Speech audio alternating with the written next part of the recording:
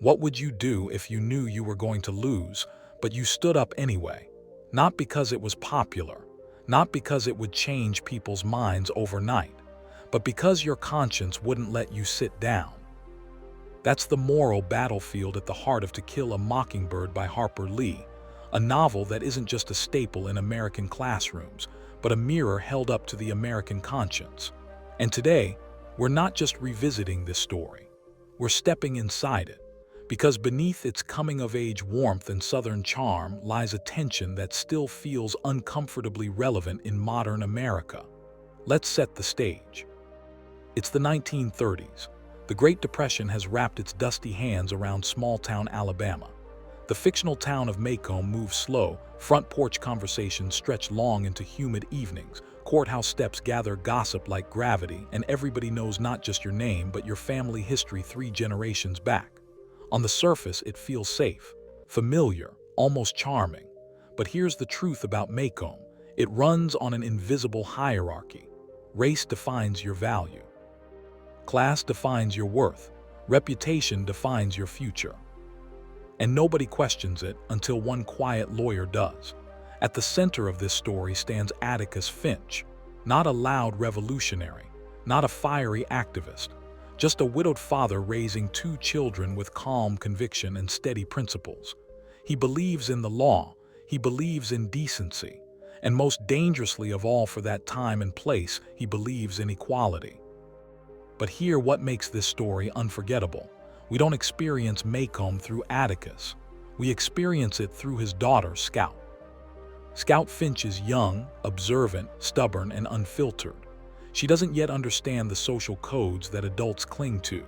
She hasn't learned the art of polite hypocrisy. And because of that, she becomes the perfect narrator for a story about prejudice. Through her eyes, we witness something powerful.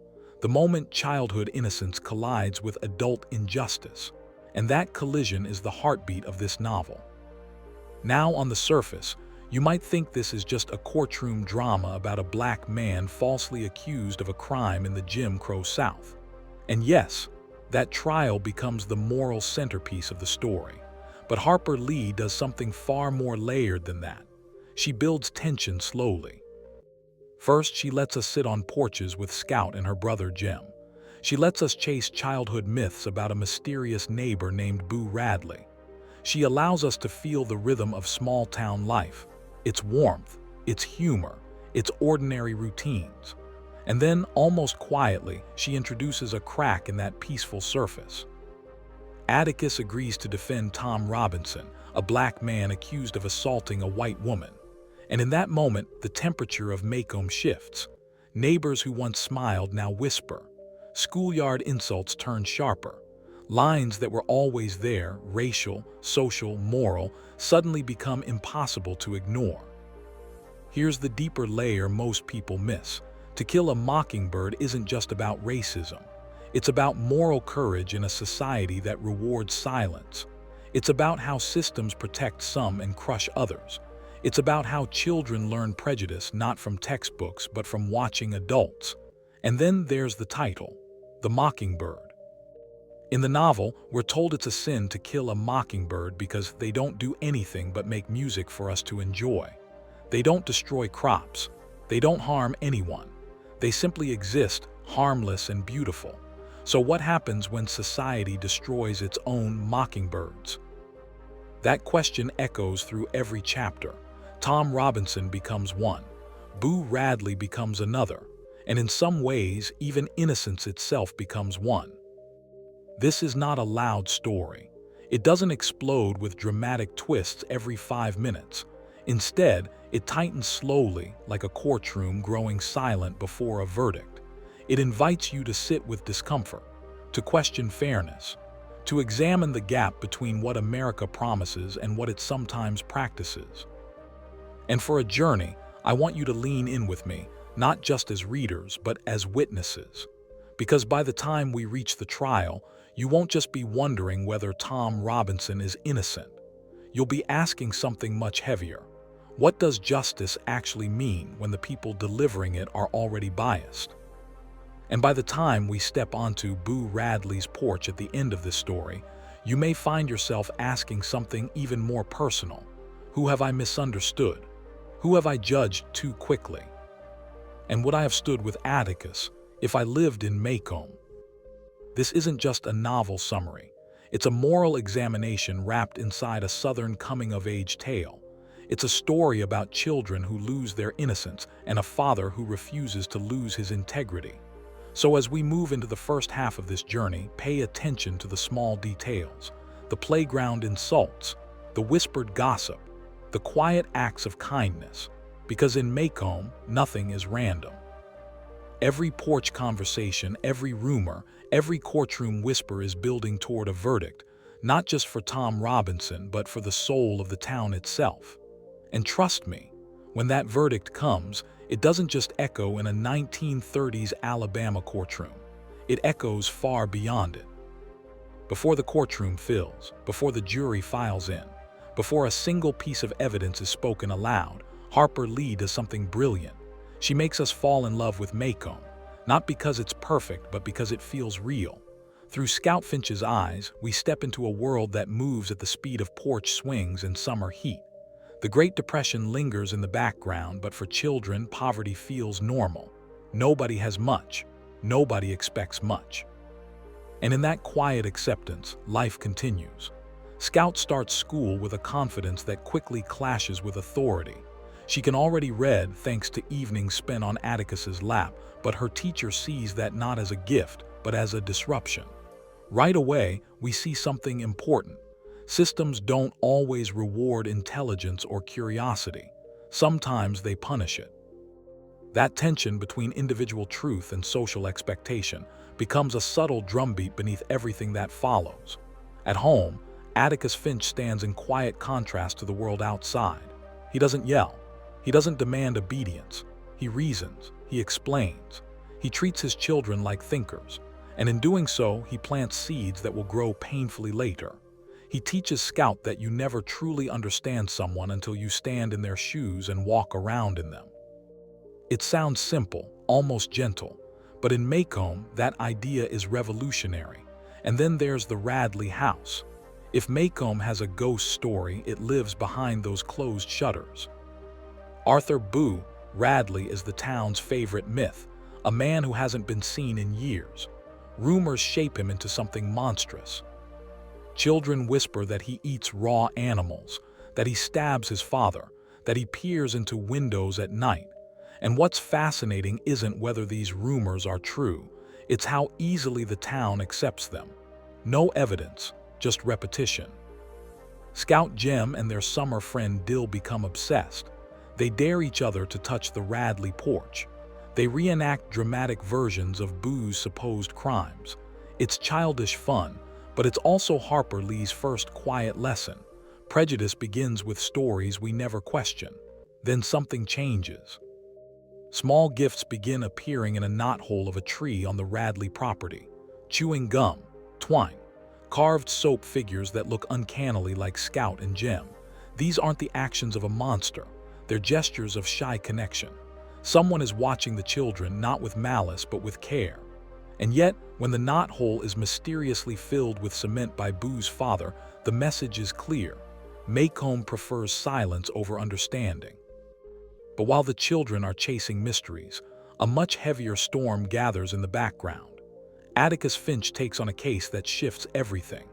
Tom Robinson, a black man, has been accused of raping Mayella Ewell, a white woman from the poorest family in town. And suddenly, the invisible social hierarchy of Maycomb becomes visible. Let's pause here, because this is where Harper Lee deepens the story beyond simple good versus evil storytelling. The Ewells sit at the bottom of white society.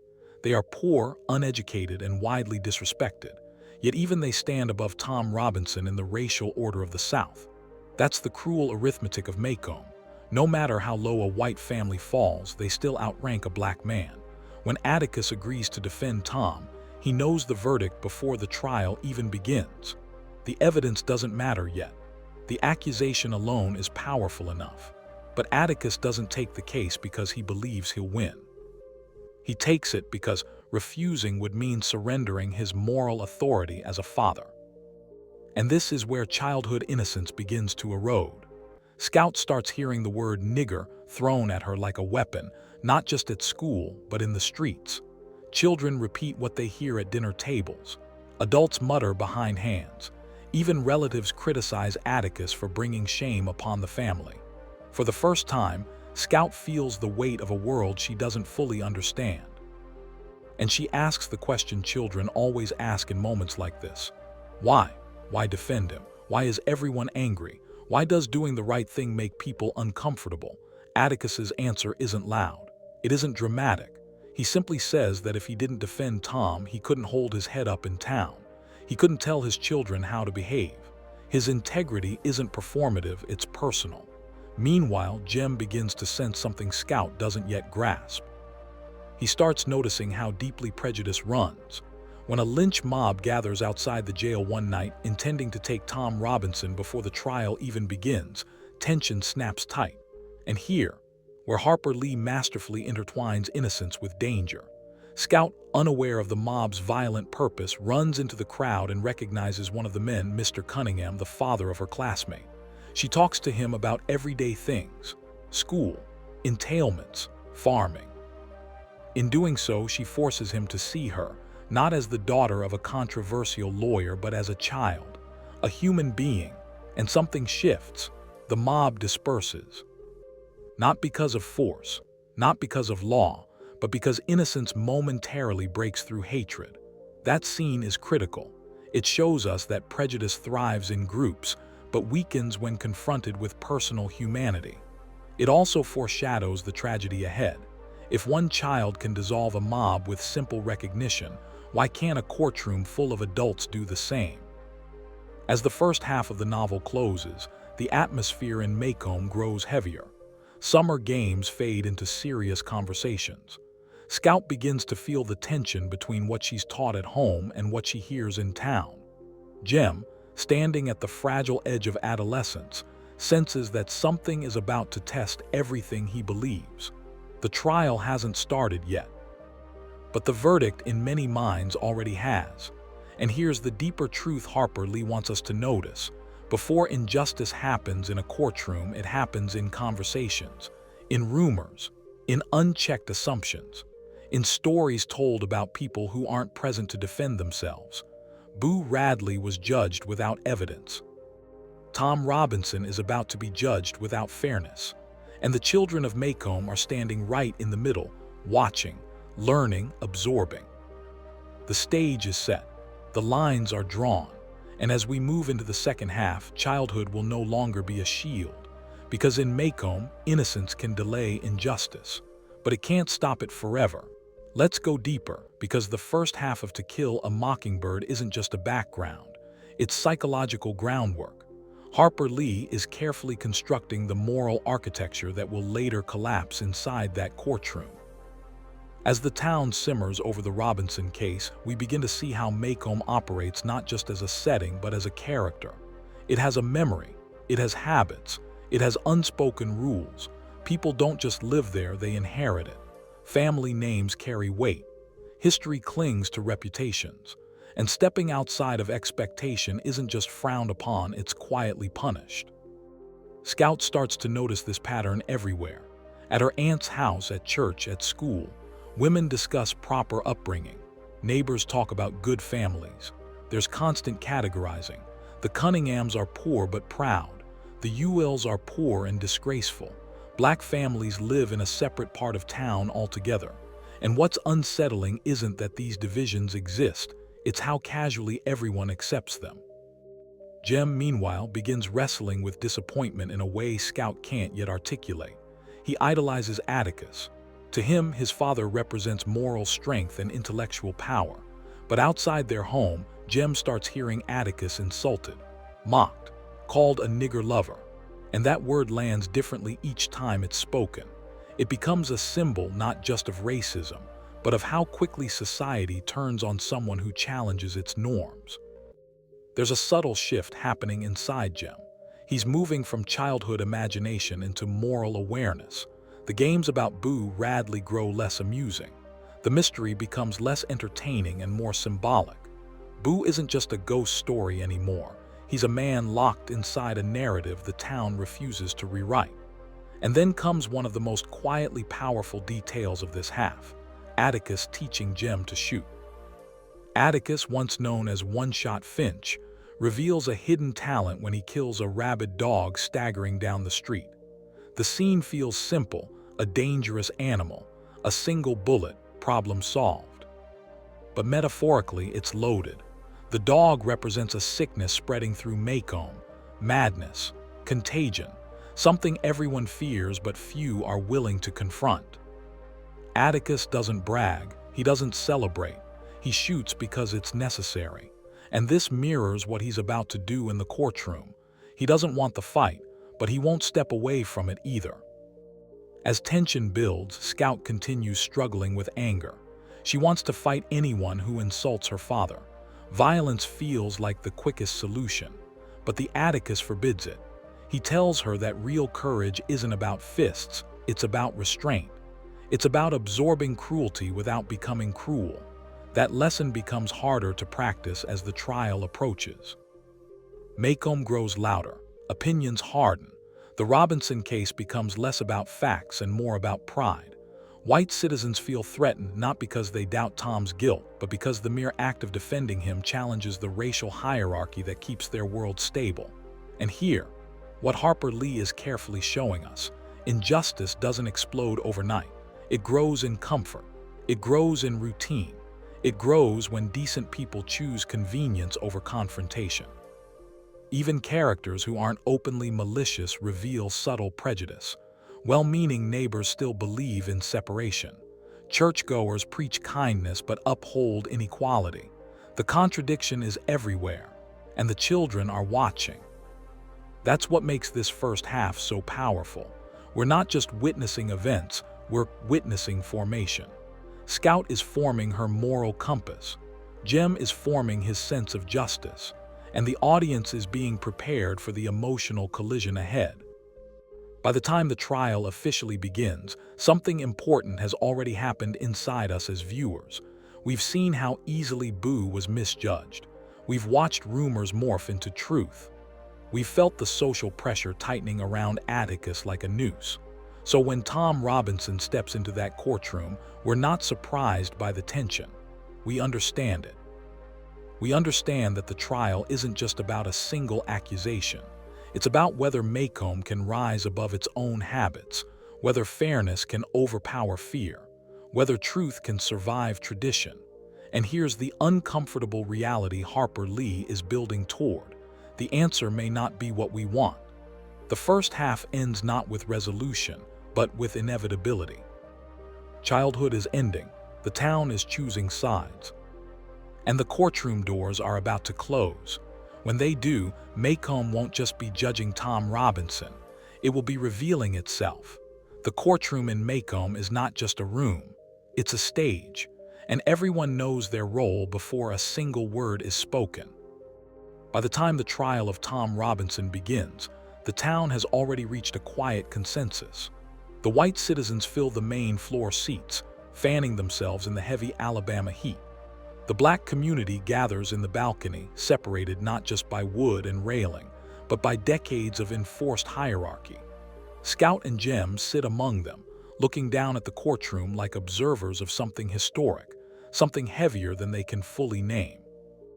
And at the center of it all stands Atticus Finch, not packing, not pounding the table, not theatrically objecting. He stands with a calm that almost feels dangerous, because calm in a room fueled by prejudice is an act of resistance. The prosecution presents its case first. Mayella Ewell takes the stand. She is nervous, brittle, and defensive. Harper Lee refuses to paint her as a simple villain. Instead, she draws her as something more complicated, a young woman trapped in poverty, isolation, and abuse. She claims Tom Robinson attacked her, that he beat her, that he violated her. But as Atticus begins his cross-examination, the cracks appear. He speaks gently, respectfully. He doesn't humiliate her. He simply asks questions, and in those questions lies the unraveling of the story. Mayella's injuries were on the right side of her face. Tom's left arm is crippled, rendered useless from an accident in childhood. The physical impossibility becomes clear without Atticus ever raising his voice. Then Bob Ewell takes the stand. He is defensive, arrogant, eager to protect what little pride he has. Under questioning, it becomes evident that he is left-handed, the very detail that aligns with the injuries Mayella sustained. The courtroom shifts slightly, not dramatically, but enough to suggest that the truth is trying to surface. And then Tom Robinson speaks. This is the emotional center of the trial. Tom's voice is steady but vulnerable. He explains that he often helped Mayella with small tasks, chopping wood, fixing doors, not out of obligation, but out of kindness. And then he says something that changes the atmosphere entirely. He feels sorry for her. In 1930s Alabama, that statement carried explosive weight. A black man admitting pity for a white woman disrupts the racial order more than any denial of guilt could. The courtroom stiffens, pride bristles, lines harden. Atticus delivers his closing argument not as a spectacle but as a plea to conscience.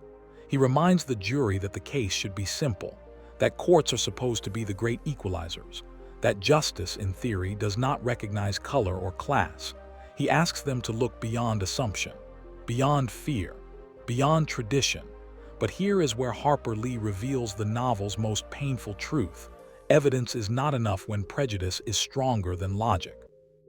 The jury deliberates longer than expected, and that small delay gives Jim hope. He believes the length of time means doubt. That doubt means possibility. That possibility means fairness might win. But when the verdict comes guilty, it lands like a physical blow. Scout doesn't fully grasp the finality of the word, but Jim does. His shoulders collapse, his faith fractures. For him, this is not just a legal loss, it's a betrayal of the moral structure he thought existed. The system his father trusted has revealed its limits. And in that moment, Harper Lee accomplishes something profound. The loss of innocence isn't loud. It's quiet. It's the sound of a boy realizing the world is not built on fairness. After the trial, Tom Robinson is sent to prison. Atticus plans to appeal. There is still a procedure, still hope in form if not in spirit. Then comes the next blow. Tom attempts to escape and is shot 17 times. 17. The official explanation is simple. He tried to climb a fence, but the number lingers. It feels excessive. It feels punitive. It feels less like prevention and more like a message. To the black community, it reinforces a familiar reality. To Jem, it deepens his disillusionment. To Atticus, it confirms what he already knew, that justice in Macomb has limits defined by race. But the story does not end with the courtroom. Bob Ewell, humiliated by Atticus during the trial, carries his resentment like a festering wound. He spits in Atticus's face. He makes threats. He vows revenge not through legal means but through violence. And this is where the narrative tightens again. On Halloween night, Scout and Jim walk home from a school pageant. The night is dark. The path is uneven. The earlier courtroom tension has faded into something quieter, almost deceptive. But Harper Lee understands suspense, and she builds it through vulnerability. The children are alone. The town that once felt safe now feels uncertain. Footsteps follow them. There's a struggle. Jim fights back but is overpowered. Scout, trapped inside her bulky ham costume, can barely move. The attack is chaotic, breathless, disorienting childhood colliding with the raw brutality of adult hatred. And then, unexpectedly, another presence enters the scene. A struggle in the dark. A body falls. Silence returns. When Scout regains her bearings, she finds Jim injured but alive. And standing in the room, pale and hesitant, is Boo Radley. Not a monster, not a phantom, just a quiet, shy man who has been watching over them all along. Bob Ewell lies dead, killed during the scuffle. Sheriff Tate makes a decision that mirrors Atticus's moral framework, dragging Boo into public attention, forcing him into the spotlight of the courtroom would destroy him. It would be, as he says, like shooting a mockingbird. And suddenly, the title of the novel resonates fully. Tom Robinson was a mockingbird destroyed despite innocence. Boo Radley is a mockingbird misunderstood, reclusive yet protective. Even innocence itself, Scout's childhood, is a kind of mockingbird, wounded but not entirely lost. The novel closes not with triumph but with perspective. Scout walks Boo home. Then she stands on his porch and looks out at the neighborhood from his point of view, the street, the trees, her own house in the distance. And in that quiet shift of perspective, she understands her father's lesson for the first time, not as theory but as lived truth. You never really know someone until you stand in their shoes. The trial failed. The system faltered. Prejudice prevailed. But something else survived: empathy. And in a town like Mockingbird, that may be the most radical victory of all.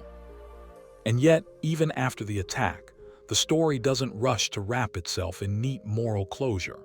Harper Lee allows the emotional aftermath to breathe, and that's where the deeper meaning settles in. Jem lies in bed with a broken arm, physically healing from a violence that represents something far larger than a single assault. For him, this isn't just an injury inflicted by Bob Ewell. It's the final fracture of his belief that goodness naturally triumphs. Earlier in the novel, Jem believed the jury would do the right thing simply because the evidence was clear. He believed fairness was built into the system. Now he understands something harder.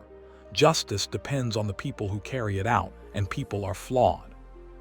Atticus, meanwhile, remains steady, but his steadiness feels heavier now. He has witnessed the system fail. He has watched an innocent man die. He has nearly lost his children, yet he does not abandon his belief in the law. That's the complexity of his character. He knows the system is imperfect, even corrupted by prejudice, but he believes abandoning it would mean surrendering the possibility of progress entirely. His courage is not naive optimism. It's disciplined endurance. And then there's Boo Radley. For most of the novel, Boo exists as an idea shaped by rumor, distorted by imagination, confined by fear. But in the final chapters, Harper Lee reclaims him as human. He is shy, almost fragile in presence. He does not speak much. He does not demand gratitude. He simply acted when action was necessary. That silence matters. Boo doesn't rescue the children to prove himself. He doesn't step into the light to correct the town's narrative about him. In fact, he prefers to remain unseen. His goodness is private, not performative. And in an era, both in the 1930s and arguably even today, where reputation often overshadows reality, Boo represents something pure: moral action without the need for applause. Sheriff Tate's decision to report Bob Ewell's death as an accident is not just protective, it's symbolic. The law, which failed to protect Tom Robinson, is now bending quietly to protect Boo. Is it technically truthful? Maybe not. But Harper Lee challenges us here.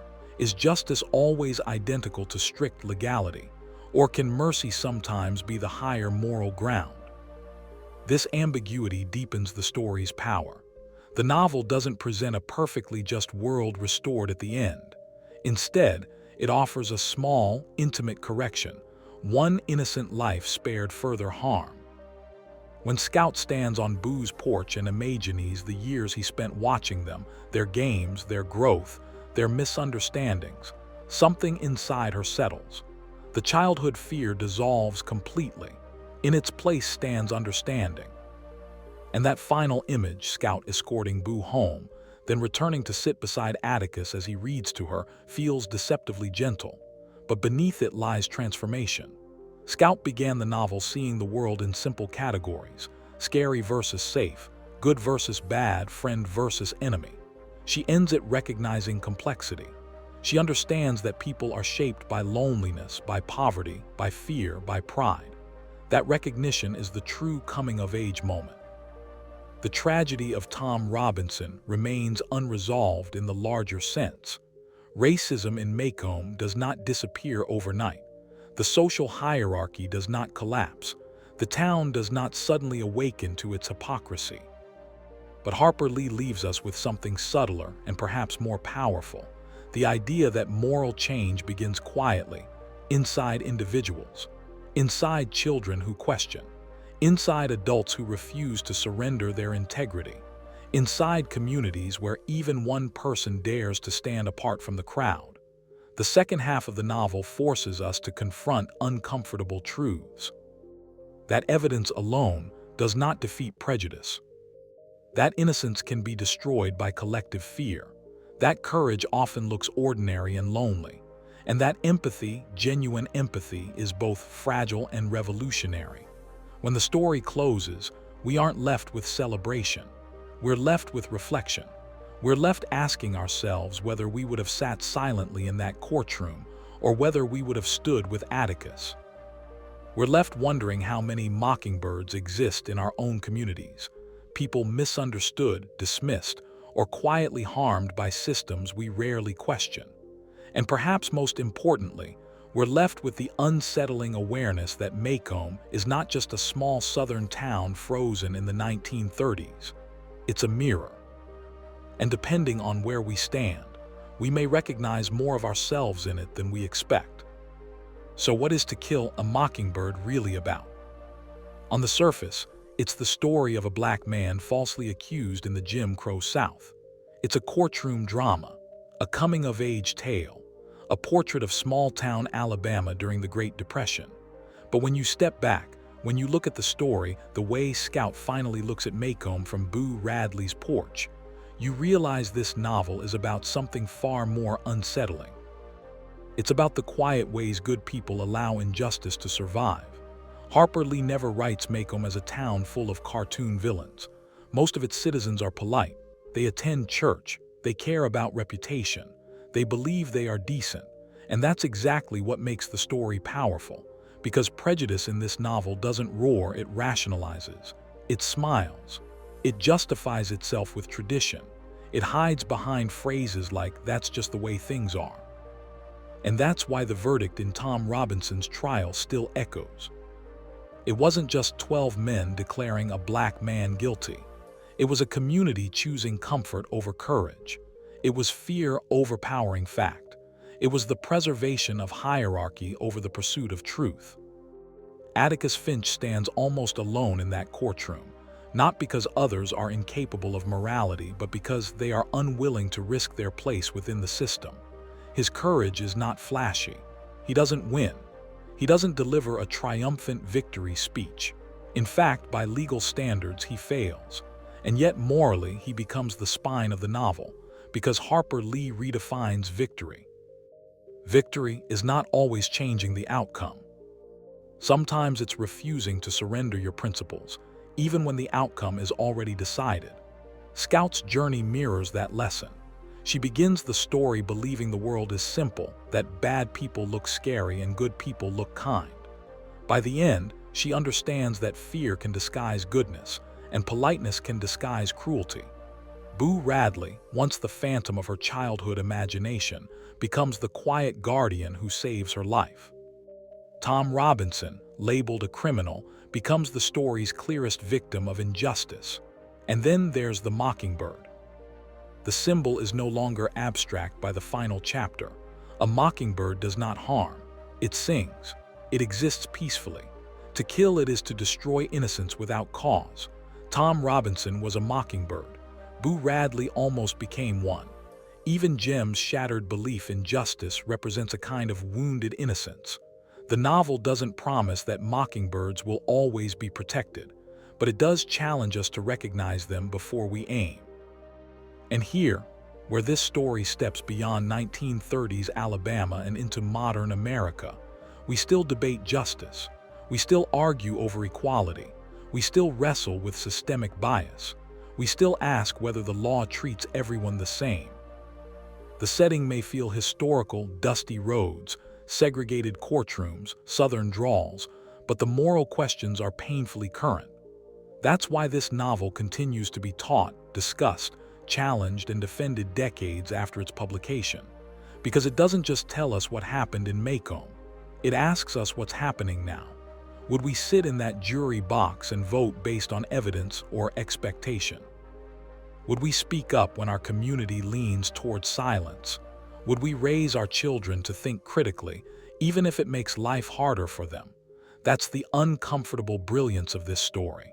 It doesn't allow passive reading. It quietly recruits you into the moral equation, and maybe that's why it endures. Because long after the final page, long after the courtroom empties, long after Scout falls asleep listening to Atticus read, the questions remain. Justice is not automatic. Empathy is not instinctive. Courage is not convenient. They are choices. Every time. If this deep dive made you see To Kill a Mockingbird differently, not just as a school assignment, but as a living conversation about America's conscience, then don't let the conversation end here. Tell me in the comments, was Atticus Finch the moral hero we believe him to be, or was he limited by his time? Do you think the jury ever truly questioned their verdict? And who do you see as the real Mockingbird of the story? If you found value in this breakdown, go ahead and like the video. It helps more than you think. Share it with someone who hasn't revisited this novel since high school. And if you want more deep storytelling analyses that don't just summarize the plot but challenge the meaning behind it, make sure you subscribe and turn on notifications. Because some stories aren't meant to be finished. They're meant to be wrestled with. And the verdict on To Kill a Mockingbird, that one is still being decided by every generation that dares to read it closely.